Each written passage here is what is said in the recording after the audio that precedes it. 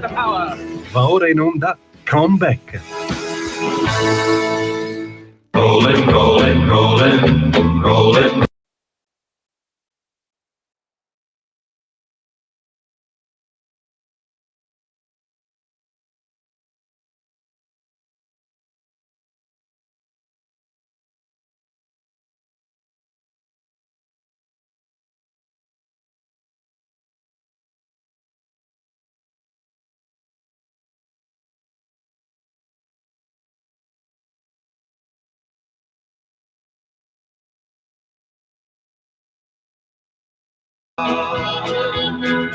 All the things I'm missing, good vittles, love and kissing, are waiting at the end of my ride.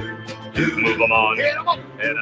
Buonasera, ben trovati da Stefano Graziosi su Comeback, il nostro appuntamento bisettimanale dedicato alla politica statunitense, a quelle che sono le sfide dell'amministrazione Trump in questo periodo storico piuttosto burrascoso e ricco di incognite. In questo momento in America sta succedendo un po' di tutto. C'è un vero e proprio finimondo interno che caratterizza tanto i repubblicani quanto i democratici. Sapete, la campagna elettorale per le presidenziali del 2020 sta pian piano entrando nel vivo e Donald Trump si barcamena come può, anche se ovviamente i suoi rivali nel campo avverso non se la passano meglio. Proprio oggi è notizia che il povero, si fa per dire, Joe Biden, l'ex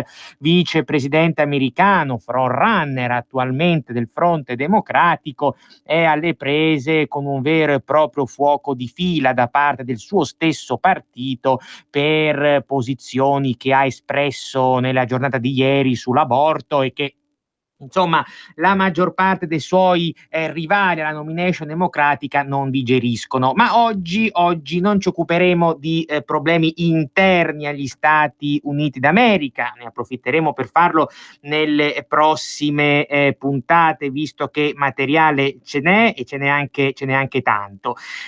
Forse il tema più importante ad oggi riguarda invece il fronte estero e il viaggio nella fattispecie che Trump ha appena compiuto nel Regno Unito in questi giorni, dal 3 di giugno in avanti. È stato un viaggio molto importante per una serie di ragioni che non chiamano in causa soltanto ovviamente Washington e la politica estera statunitense, ma chiama da sé anche in causa l'Unione Europea, in un certo senso la stessa Italia. Perché? Perché è stato un viaggio, quello di Trump a Londra, che è avvenuto subito dopo le elezioni europee. Il mezzo cataclisma che le europee dello scorso 26 maggio hanno prodotto, soprattutto in termini di affermazione del fronte sovranista in alcuni paesi chiave, dall'Italia alla Francia all'Ungheria, anche passando ovviamente per la Gran Bretagna con Farage. E quindi non sono pochi gli analisti, io credo che giustamente sottolineano questo aspetto, cioè questo viaggio è stato in buona parte inserito dal presidente americano in quella che è la sua strategia più o meno sotto traccia rispetto alla stessa Unione Europea. Ricorderete che nelle puntate immediatamente precedenti al voto del 26 maggio avevamo visto come Trump si stesse muovendo, magari non in modo troppo aperto, un po' velato, ma si stesse muovendo in funzione filo sovranista per quanto riguarda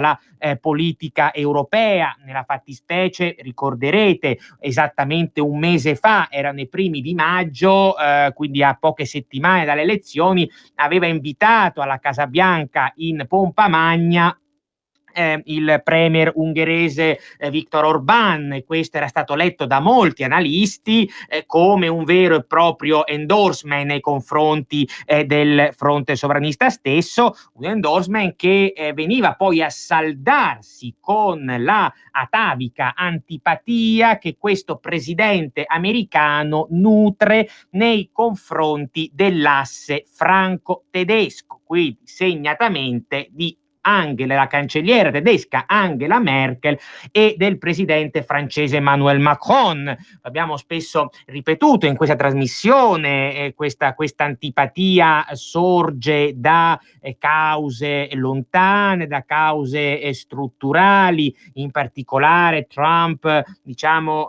non ha un buon rapporto con la Merkel, con la Germania in generale, per le questioni del surplus commerciale, di quella che lui considera la concorrenza sleale tedesca ai danni degli Stati Uniti, soprattutto, anche se non esclusivamente, nel settore automobilistico. E poi c'è la Francia di Macron, con cui Trump non se la intende su un imprecisato numero di dossier. È vero, pochissime ore fa, proprio oggi, i due, Macron e Trump, si sono incontrati per le celebrazioni del D-Day, di cui oggi ricorrono i 75 anni. Si sono detti parole molto zuccherose, ma c'è da dire che sul tavolo, come dire, questioni rilevanti di ciccia non è che se ne sia vista poi molta. E del resto, se noi andiamo appunto a vedere quello che è successo a Londra negli ultimi 2 giorni, capiamo che forse, al di là delle parole di facciata, delle strette di mano e quant'altro, delle photo opportunity, un grande riavvicinamento tra Trump e Macron non sia forse per l'appunto avvenuto. Dicevamo appunto, sappiamo che gli attriti tra l'Eliseo e la Casa Bianca in questo momento sono molteplici, dall'Iran all'ambiente, passando soprattutto per tutta la questione del famoso esercito europeo, proposta molto cara al presidente francese, ma che il presidente americano ha sovente rispedito al mittente negli ultimi mesi. E quindi dicevamo in che modo i risultati delle elezioni europee del 26 maggio vengono ad intersecarsi con il viaggio a Londra. Donald Trump è un presidente che, pur di mettere i bastoni tra le ruote all'asse carolingio, all'asse franco-tedesco, farebbe di tutto e sta facendo di tutto, e in particolare sono 3, come dire, i grimaldelli, i canali europei che sta usando, non da oggi tra l'altro, per arrivare a questo obiettivo. I 3 canali sono l'Italia, l'Ungheria e per l'appunto la Gran Bretagna. Ricordiamo che questo presidente americano, differentemente dal suo predecessore Barack Obama, è stato sovente un fautore non solo della Brexit in generale, ma anche della cosiddetta hard Brexit, cioè della necessità, lui sostiene, che la Gran Bretagna dovrebbe uscire dall'Unione Europea senza un accordo con Bruxelles. Il tema è molto spinoso e Trump cerca di lavorare in questa direzione per tutta una serie di obiettivi diversi ma comunque complementari. E in questo senso, diciamo, veniamo proprio alla visita londinese degli ultimi giorni. Trump, possiamo dire che a livello generale, sta cercando, e ripeto, non da oggi, di ripristinare in un certo qual senso quella che viene definita solitamente la cosiddetta special relationship, cioè la relazione privilegiata che intercorre tra Washington e Londra, tra gli Stati Uniti e la Gran Bretagna. La special relationship non è un'invenzione di Trump, è una, come dire, una convergenza molto forte che tra queste due nazioni ogni tanto storicamente si manifesta, si presenta e succede solitamente proprio nei momenti in cui i rapporti tra la Casa Bianca e l'Europa continentale, nella fattispecie l'asse franco-tedesco, non risultano particolarmente ottimali, e quindi noi possiamo, andando a ritroso nella storia, vedere svariati esempi, ravvisare, reperire svariati esempi di special relationship. Pensiamo per esempio ai primi anni 2000, al fortissimo rapporto che si instaurò tra l'allora primo ministro britannico Tony Blair e l'allora presidente americano George W. Bush. Erano gli anni, ricorderete, della guerra in Iraq nel 2003, e proprio in quel momento l'asse franco-tedesco era coalizzato contro Washington, perché tanto il presidente francese di allora Chirac quanto il cancelliere tedesco dell'epoca Schröder erano fortemente contrari all'intervento iracheno. Chirac cercò addirittura di bloccarlo in sede ONU, non ci riuscì alla fine, e questo, come dire, questo attrito con Washington determinò un avvicinamento progressivo tra Bush e Blair. Del resto non era una novità, perché già negli anni 90, ai tempi di Bill Clinton, si era, come dire, manifestata una dinamica di questo genere. Pensiamo solo che anche Clinton, insomma, meno di Bush, ma anche Clinton non è che avesse un rapporto, come dire, ottimale sia con Parigi che con Berlino, e guarda caso anche Clinton si avvicinò a Blair, che negli anni 90 era già appunto primo ministro britannico. Ma andando ancora più indietro, pensiamo alla special relationship tra Ronald Reagan e Margaret Thatcher. Anche in quel caso Gran Bretagna e Stati Uniti erano due nazioni unite contro la Francia di François Mitterrand. La Francia di Mitterrand, che era una Francia essenzialmente socialista, che cozzava in termini politici, economici, ideologici con il neoliberismo ruggente thatcheriano e reaganiano. Si potrebbe andare ancora più indietro ai rapporti, visto che oggi è proprio l'anniversario, il 75esimo del D-Day, i rapporti, le convergenze tra Franklin Delano Roosevelt e Winston Churchill negli anni 40, anche in quel caso contro la Germania, che all'epoca si chiamava Terzo Reich. Quindi voi vedete che quando si verifica quest'asse tra Stati Uniti e Gran Bretagna è per allontanarsi, è per colpire l'asse franco-tedesco. Quindi quanti sostengono oggi che si tratti di un'invenzione trumpista, di una faciloneria, di demagogia, eccetera, ecco, bisogna andare in qualche modo a rivedere la storia. Fermo restando che Trump questa special relationship sta cercando di, dicevo prima appunto, ripristinarla, ma non è detto che ci riesca. La situazione oggi in Gran Bretagna, lo sappiamo, è molto complicata. C'è una un primo ministro, una premier dimissionaria, domani è l'ultimo giorno, si dimette domani, Theresa May.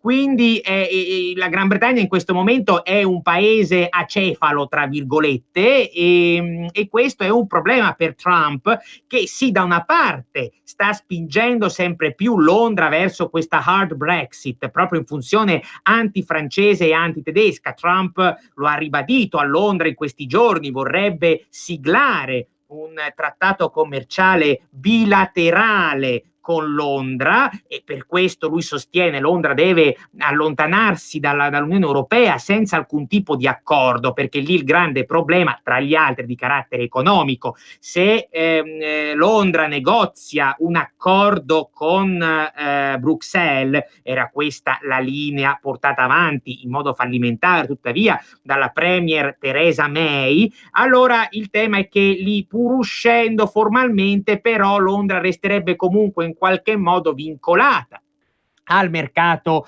unico europeo, e questo impedirebbe a Trump di appunto intavolare, di instaurare una relazione commerciale bilaterale proprio con la Gran Bretagna. Ecco perché il presidente americano, contrariamente a Obama, spinge per l'uscita in modo duro. Ricorderete addirittura l'estate scorsa Trump consigliò alla May non solo di uscire, ma addirittura di fare causa all'Unione Europea. E quando qualche giorno fa stava per arrivare a Londra, Trump stesso durante un'intervista ha detto che lui vedrebbe bene come capo negoziatore britannico a Bruxelles sulla Brexit proprio Nigel Farage, che appunto ha stravinto ha ottenuto un ottimo risultato alle elezioni europee del 26 maggio con il Brexit Party. In realtà si era votato prima, però insomma i risultati si sono saputi il 26 maggio lì. Per cui voglio dire, la tendenza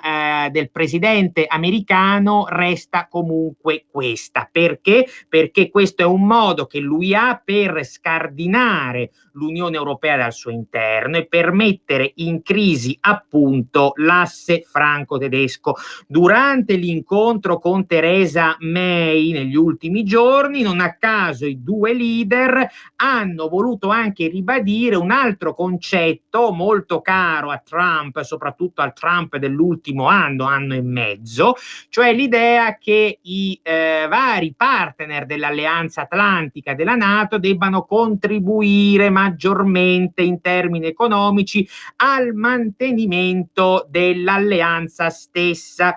Questo, dicevo, è un tema molto sentito ed è sicuramente un tema diciamo che è stato rispolverato in quell'occasione, quindi pochi giorni fa, durante la conferenza stampa insieme alla May, non a caso.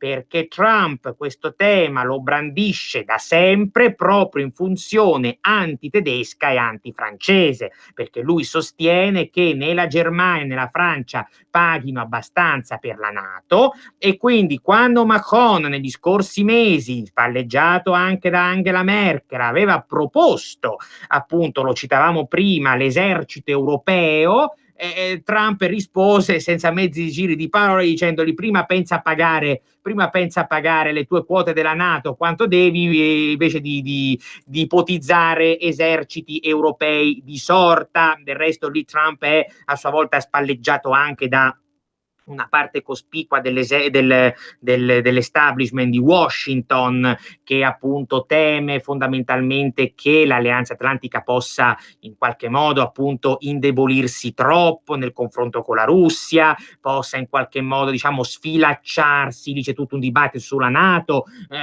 rispetto a cui Trump ha in passato anche più volte cambiato idea. Però quello che mi preme sottolineare adesso è che in questa conferenza stampa citare la questione della NATO in quel modo era uno schiaffo, una frecciata, come vogliamo definirla, proprio a Merkel e Macron. Ecco perché vi dicevo prima, sì, oggi ci sono state tra Trump e Macron delle parole molto zuccherose, ma nella sostanza, insomma, non mi pare di vedere, ad oggi almeno, dei cambiamenti significativi nei rapporti tra la Casa Bianca e l'Eliseo. Vedremo sotto questo aspetto quello che accadrà. E il fatto stesso poi che Trump stia mirando a ripristinare questa special relationship con la Gran Bretagna, nonostante questi problemi, lo si è vinto, al di là della questione Brexit, al di là della questione NATO, anche su un altro dossier molto molto molto spinoso, che è il dossier Huawei. Pochi giorni prima che Trump arrivasse a Londra, il Financial Times aveva riportato che in realtà da Washington ci fosse stata la minaccia velata alla Gran Bretagna di tagliare i ponti per quanto riguardava appunto la condivisione di informazioni di intelligence per l'appunto tra Londra e Washington, qualora Londra avesse fatto realizzare una parte dell'infrastruttura per la famosa e controversa tecnologia del 5G proprio dalla Cina. Questo è un tema, come sapete, che sta molto a cuore. Io non so neanche quanto a Trump Trump individuo sta molto a cuore però all'establishment di Washington, all'intelligence, soprattutto alla CIA, sta molto a cuore al Pentagono, insomma tutto quel mondo che teme molto la Cina sotto il profilo della competizione tecnologico-militare. Trump teme la Cina sotto il profilo commerciale, l'establishment di Washington più sotto quello tecnologico-militare. Poi talvolta le due prospettive vengono appunto a saldarsi, vengono appunto a intersecarsi. Avete visto negli ultimi giorni Trump ha detto che la questione Huawei potrebbe risolversi all'interno di un accordo commerciale più generale sulla guerra dei dazi. Quindi la guerra dei dazi stessa sta assumendo per Trump nei negoziati che porta avanti spesso e volentieri, come dire, sta assumendo delle connotazioni che vanno al di là dell'aspetto esclusivamente commerciale, chiamando in causa appunto dinamiche militari, tecnologiche, geopolitiche e quant'altro. Ora, su Huawei però questo presidente è sempre stato molto molto duro, e questo già prima che ci fosse il bando della Huawei un paio di settimane fa. Ricorderete che quando a marzo il governo italiano siglò il famoso memorandum con la Cina, che poi comunque lì Huawei non c'entrava, la preoccupazione degli Stati Uniti era appunto che ci fosse, come dire, una collaborazione, una cooperazione sul versante del 5G.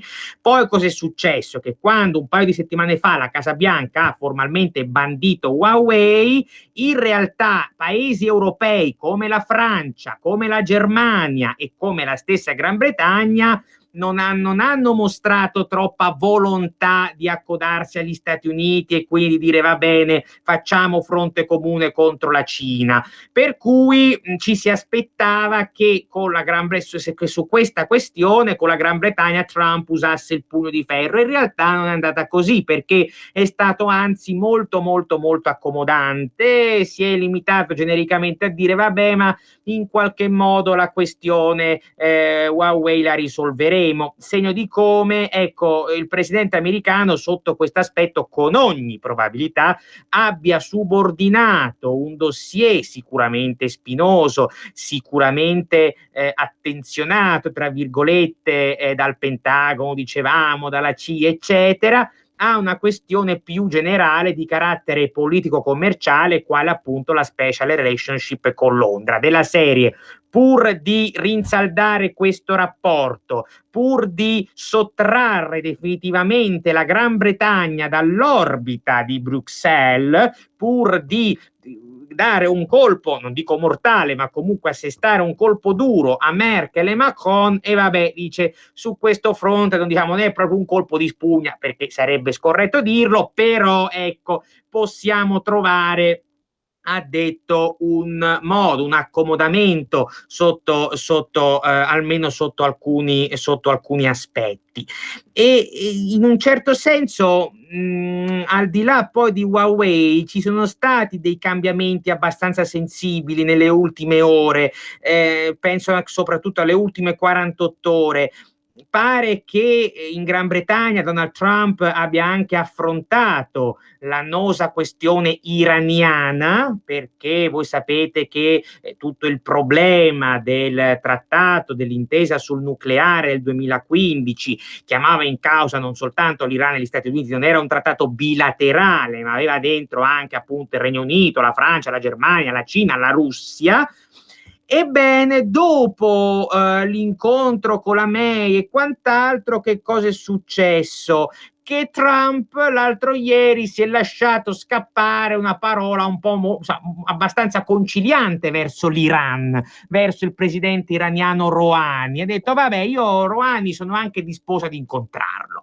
E del resto nelle ultime 2 settimane aveva già lasciato capire, già a Tokyo qualche giorno fa, quando era in visita appunto in Giappone, aveva lasciato capire che lui una negoziazione con l'Iran fosse quasi pronto a farla. Anche in questo caso ci sono dossier iraniano, ne abbiamo parlato più volte in questa trasmissione, è molto complesso, chiama in causa molte dinamiche, molti tavoli tra virgolette, però qui parliamo di Gran Bretagna e io credo che sia stato un modo anche per venire incontro sotto certi aspetti alla Gran Bretagna, che si è, insomma, non ha mai ha provato troppo l'uscita unilaterale degli Stati Uniti da quell'accordo a maggio del 2018. Insomma, un atteggiamento molto conciliante, dettato forse anche dal fatto che, lo accennavamo prima, in questo momento la Gran Bretagna è un paese potenzialmente acefalo.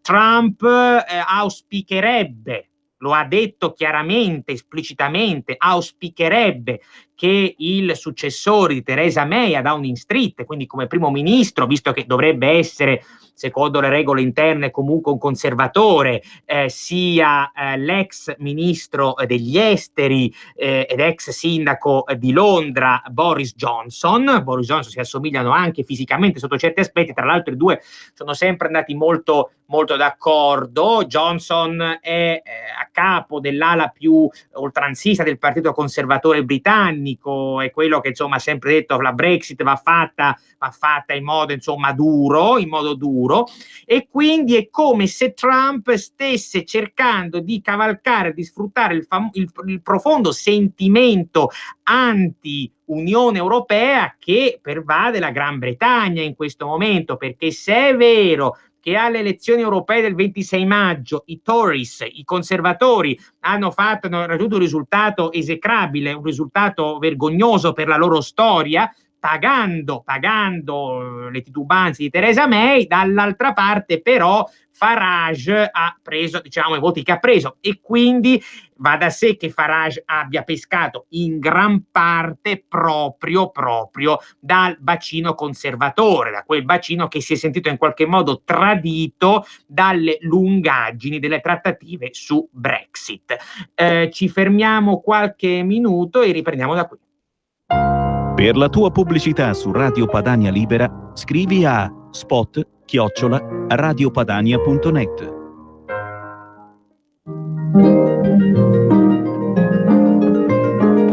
Cari ascoltatori, vi ricordiamo che l'angolo della musica classica, condotto in studio da Auretta Pierotti Cei, cambia orario. Andrà in diretta ogni sabato a partire dalle 13. Appuntamento con la grande musica.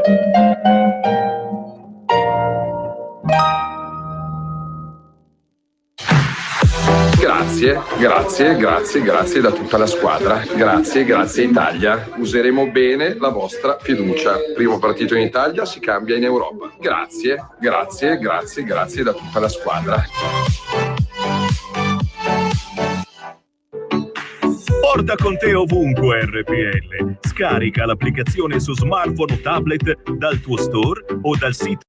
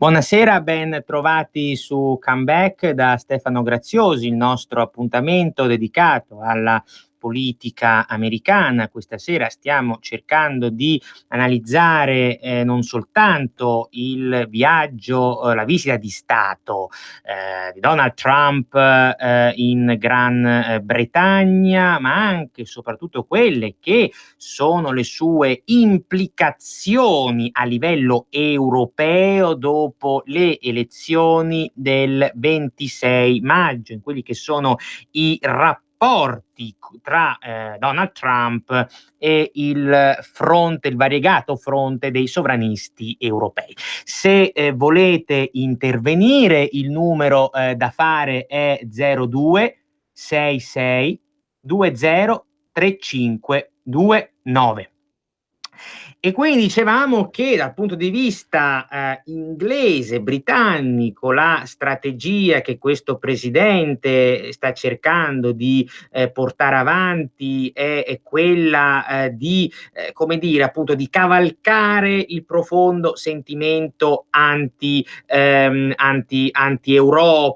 che la netta affermazione di Farage è riuscita appunto così efficacemente ad incanalare. E questo presidente americano sta ovviamente puntando tutto, lo dicevamo anche prima dell'intervallo, sta puntando molto sul fatto che Boris Johnson possa diventare appunto primo ministro. Ci dicono che c'è una telefonata, prego.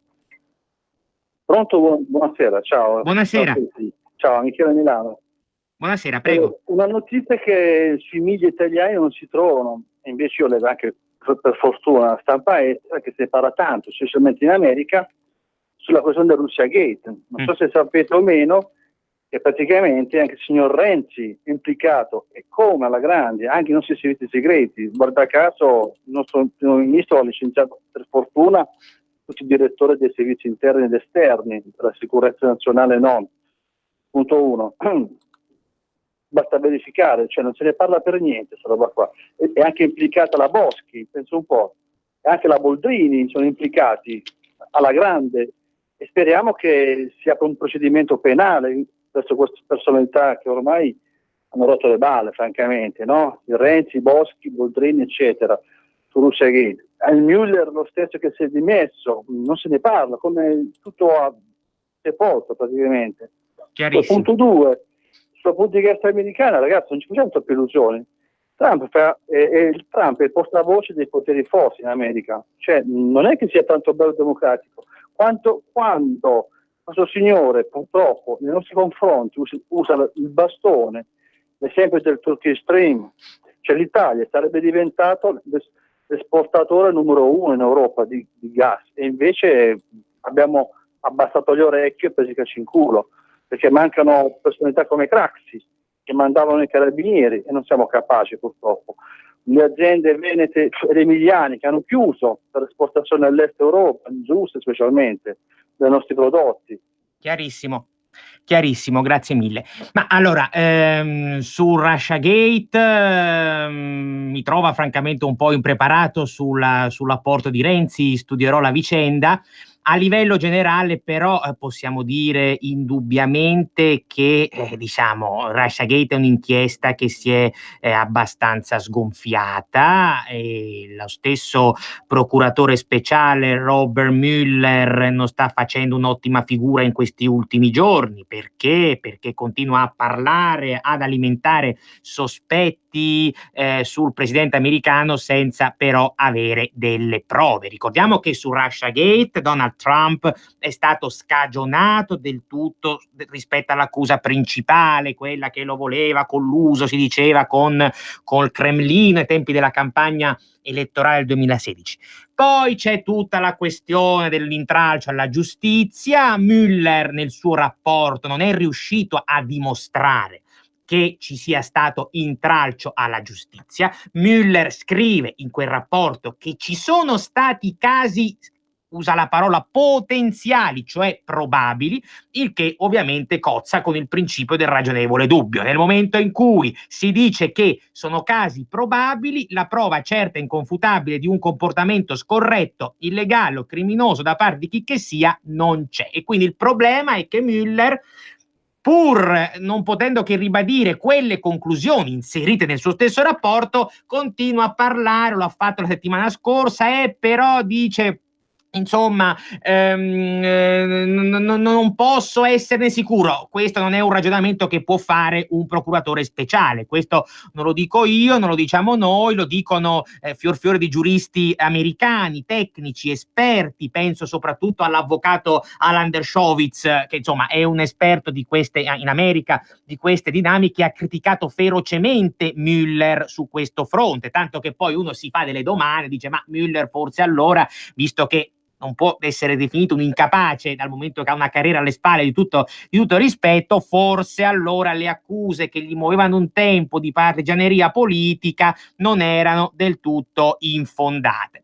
Sul secondo punto, io cosa posso dirvi? È ovvio che questo presidente faccia prima di tutto gli interessi americani. L'Italia, dal suo punto di vista, come sempre del resto, può cercare di andare più o meno d'accordo con gli Stati Uniti.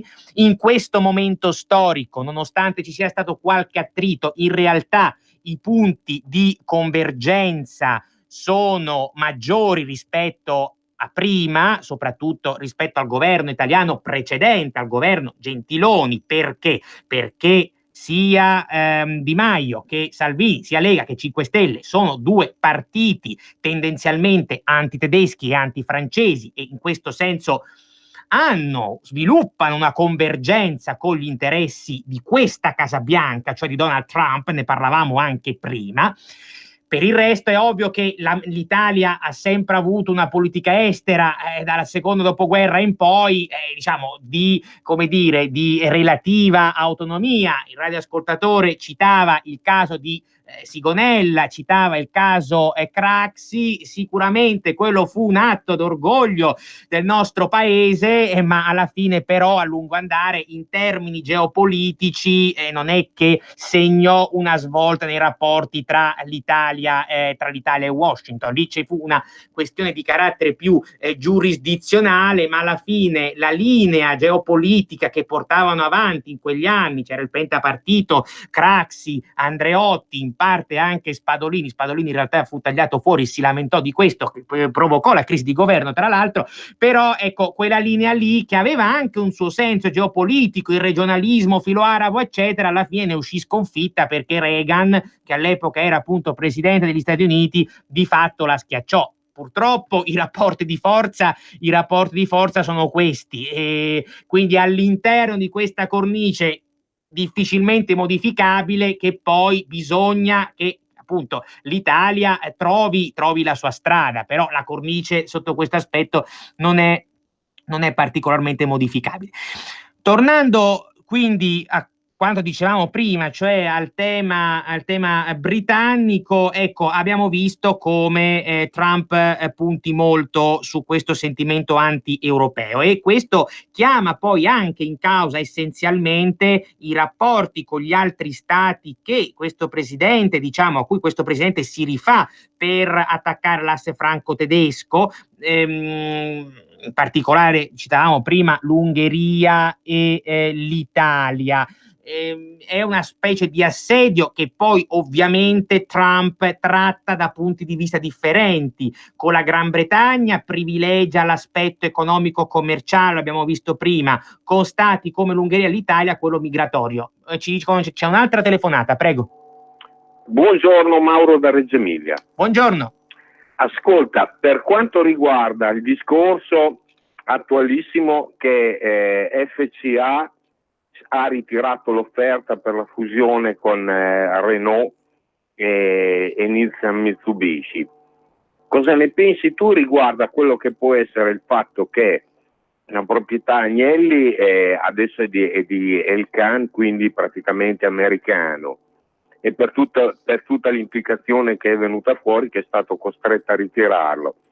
Non pensi che il Presidente possa, tramite pressione, visto che è stato ha un rapporto, penso, buono con la FCA, possa optare qualcosa per quanto riguarda i dazi a livello di prodotto francese, prodotto tedesco come automobili? Ti ringrazio.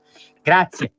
Ma allora, la questione automobilistica per ora, ad oggi, parlo soprattutto nei rapporti tra Stati Uniti di Trump ed Europa, si era posta sul problema soprattutto tedesco ed è più di un mese che la Casa Bianca sta annicchiando su questo fronte. Qualche settimana fa sembrava pronta la Casa Bianca a imporre dei dazi sulle automobili di importazione europea, soprattutto tedesca, l'obiettivo era Volkswagen in particolare.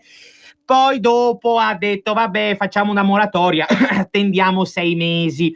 Ora, questo diciamo avvenne qualche giorno prima delle elezioni europee, mancavano, adesso vado a memoria, 1 settimana o 2 al massimo, tant'è che proprio in questa trasmissione lo misi in relazione dicendo forse, perché non stiamo purtroppo nella testa del presidente americano, forse Trump vuole anche capire che scenario si prospetterà dopo le elezioni europee, che tipo di Europa uscirà fuori prima di riprendere eventualmente lo scontro commerciale, perché questo è un presidente americano che sul fronte automobilistico ha molto da guadagnare, così come ha molto da perdere, dal momento che la sua base elettorale in gran parte in America ovviamente appartiene a quel settore lì. Pensiamo semplicemente ad uno stato come il Michigan. Se voi vedete anche i recenti dazi che ha che ha minacciato contro il Messico, lui li ha giustificati sul versante dell'immigrazione, sì, però c'è anche un discorso automobilistico, perché in Messico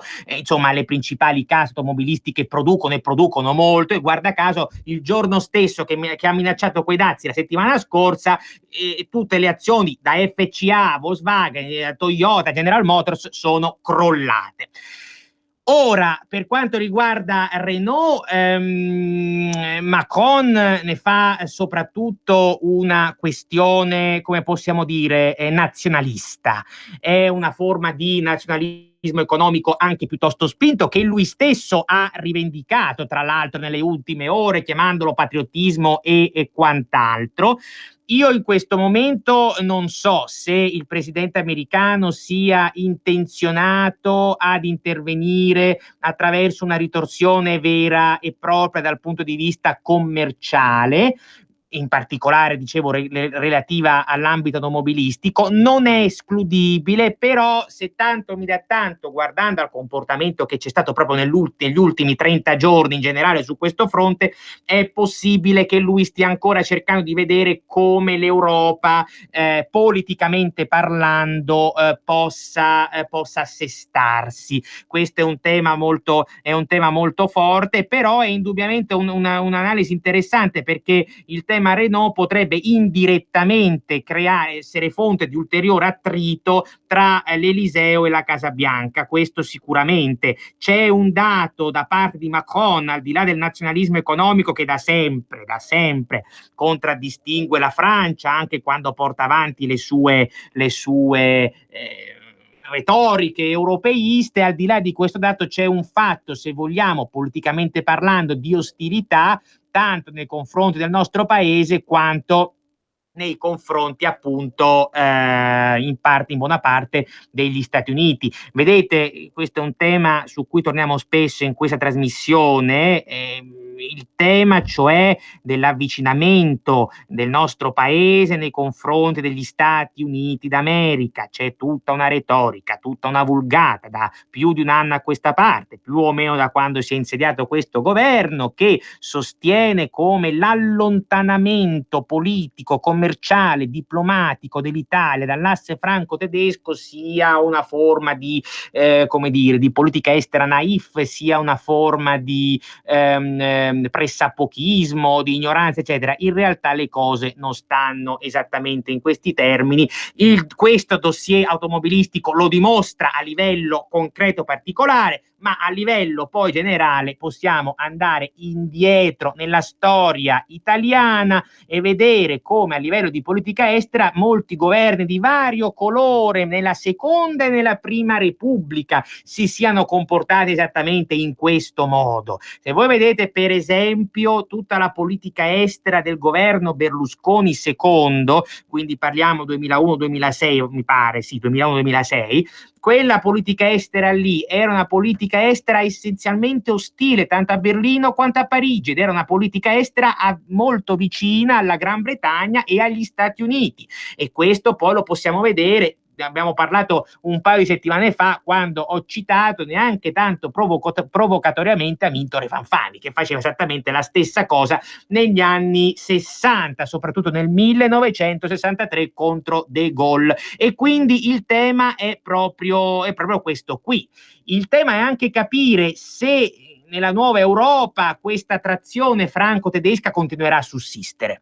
Adesso sulla composizione della commissione Merkel e Macron sembra, uso sempre, diciamo così, vado molto cauto, sembra stiano litigando, però ecco, diciamo, dobbiamo andare coi piedi di piombo e capire se si tratti di una divergenza effettiva oppure si tratti di una manfrina e di una, come dire, di una scaramuccia, come dire, creata ad arte. Non sono molto ottimista sul fatto che l'asse franco-tedesco sia internamente in crisi. Sicuramente ha rimediato un colpo molto forte il 26 maggio, che se ne possa dire, ma ecco, gli interessi che legano l'Eliseo e la Germania sono interessi molto forti, strutturali, interessi storici, interessi che non è possibile ritenere che possano scomparire dall'oggi al domani, quindi bisogna stare molto molto attenti. In questo senso io credo giocare di sponda con gli Stati Uniti, e non lo dico perché mi occupo di una trasmissione sugli Stati Uniti, non è conflitto di interessi, però ecco, possa essere utile, semplicemente perché è la stessa storia che in qualche modo lo dimostra. Poi lo sapete, un altro tema che affrontiamo spesso qui è il rapporto con la Russia, e credo anche che l'Italia dovrebbe approfittare per far sì che Trump e Putin si tendano finalmente la mano, visto che le basi concrete a che questo possa accadere ci sono tutte, e ci sono, oserei dire, a maggior ragione dopo il risultato del 26 maggio in Italia, in Francia e in Ungheria, perché un governo come il nostro o un premier come Orban, ecco, diciamo, potrebbero fungere da facilitatori in questo senso. Mi dicono che c'è un'altra telefonata. Sì, pronto? Buonasera. Sì, salve, sono Dario da Brescia, provincia. Buonasera. Volevo porre, diciamo, un tema che secondo me è molto importante per l'economia mondiale, cioè il fatto che in Italia non ci sia lavoro, o anche forse in America non c'è lavoro. Adesso non so bene come abbia risolto o parzialmente risolto Trump, ma volevo porre il tema dei paradisi fiscali, cioè qui praticamente le aziende se ne vanno, o comunque anche se restano hanno sedi nei paradisi fiscali. In America non so se anche lì è una cosa di questo tipo, e comunque per risolvere, secondo me, buona parte di tutta l'economia mondiale è eliminare i paradisi fiscali, anche se probabilmente forse è impossibile. Grazie infinito. Grazie. Beh, il tema dei paradisi fiscali è un tema indubbiamente e storicamente europeo, questo non ci piove. In America una situazione, diciamo, sull'evasione fiscale, sui paradisi, è contraddistinta da un approccio lievemente, e uso un eufemismo, lievemente più severo, e questo, diciamo, è sempre stato abbastanza così, soprattutto negli ultimi decenni. Il tema del lavoro, in America in questo momento il lavoro va forte. Il tasso di disoccupazione, gli ultimi dati che sono emersi un mesetto fa mostrano come il tasso sia bassissimo, sia sceso a livelli del 69, erano appunto dal 1969 che il tasso di disoccupazione in America non era così basso. Le cause sono sicuramente molteplici, gli economisti non sono del resto del tutto concordi, però una parte di questo risultato, una parte anche cospicua, qualcuno dice un 50%, qualcuno dice un 33%, comunque una parte cospicua tra un terzo e un mezzo, è dovuto in particolar modo alla riforma fiscale, allo shock fiscale che il Partito Repubblicano, su spinta del presidente Trump, ha approvato con la riforma del dicembre del 2017, quella è stata una riforma fiscale dedicata non esclusivamente ma soprattutto alle imprese, ha portato la corporate tax dal 35 al 21%, Trump addirittura voleva portarla al 15%, poi si arrivò ad un compromesso alla Camera dei rappresentanti, perché insomma non tutti i repubblicani erano convinti per una questione di coperture. Comunque si è trattato di un abbassamento molto molto forte che, dicono molti, ha poi prodotto di fatto una ripresa soprattutto appunto dell'occupazione, oltre che poi della produzione. Del resto il dato della disoccupazione in profondissimo, in drastico calo, si è accompagnato a un altro dato, quello dell'impennata del PIL, che è cresciuto nell'ultima fase appunto ben più di quelle che erano le aspettative già abbastanza ottimistiche. Mi pare c'è stata una crescita, l'ultima registrata, intorno al 3,2%.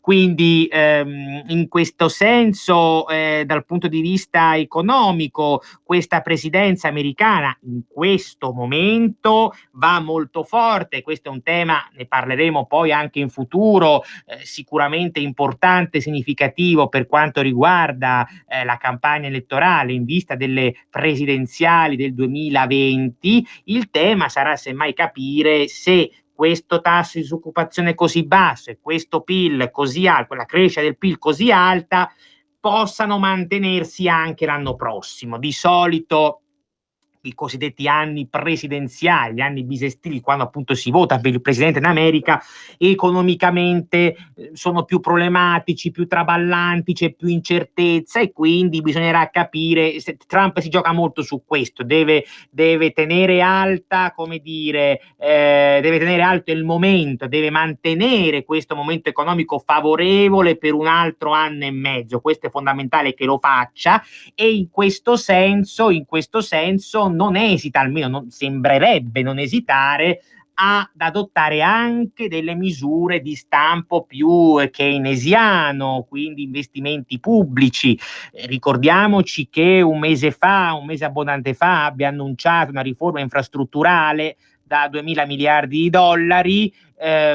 Non si capisce se adesso sia intenzionato a portarla avanti o meno, parrebbe di sì, però deve trovare comunque un mezzo accordo con i democratici, perché se no i repubblicani è difficile quella che gliela votino, proprio perché ci sono forti investimenti pubblici. Ma secondo molti analisti quella riforma infrastrutturale ha proprio questo senso, cioè mantenere alto il tasso di crescita per tutto il 2020. Quindi shock fiscale e investimenti pubblici, ovviamente anche privati, ma soprattutto pubblici. Questa è la ricetta che il presidente americano porta avanti, bisogna dire, con una certa coerenza sotto questo aspetto, già dai tempi della campagna elettorale. Una ricetta che sta attuando non senza difficoltà, ma che almeno per il momento pare stia pagando, e neppure poco. Io per questa sera vi saluto Giulio alla regia e vi lascio a Pierluigi Pellegrin dopo di me. Una buona serata da Stefano Graziosi. Come back. Avete ascoltato Come Back.